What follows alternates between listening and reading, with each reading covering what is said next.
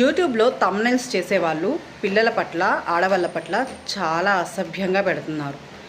So వాళ్ళు చేసింది తప్పే కావచ్చు, బట్ చిన్నపిల్లల్ని ఇంటర్వ్యూస్ చేయడము అండ్ వాళ్ళని బహిరంగపరచడము, వాళ్ళ ఫొటోస్ వేసేసి పిచ్చ పిచ్చ థంబ్నెయిల్స్ పెట్టడము, ఇవన్నీ కూడా వాళ్ళ భవిష్యత్తుకి చాలా ఇబ్బందికరమైందనమాట. ఒకసారి ఆలోచించండి, చిన్న చిన్న పిల్లలతో ఎందుకు అలా బిహేవ్ చేస్తారు?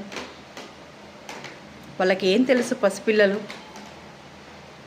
పసిపిల్లల్ని అడ్డం పెట్టుకొని డ్రామాలు ఆడుతుంటారు ఎందుకు? ప్రతి ఒక్కళ్ళు కూడాను సెన్స్ ఉండదా?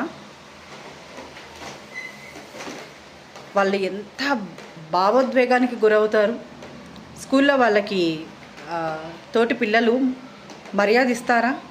పక్కన కూర్చొని ఇస్తారా? సమాజంలో వాళ్ళని ఎంత ఇదిగా చూస్తారు? కొంచెమన్నా ఆలోచించరా?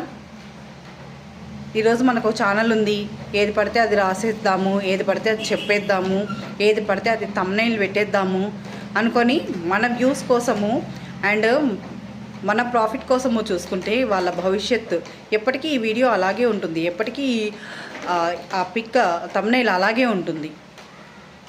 కొంచెం థంబ్నెయిల్స్ పెట్టేవాళ్ళు కాస్త జాగ్రత్తగా పెట్టండి.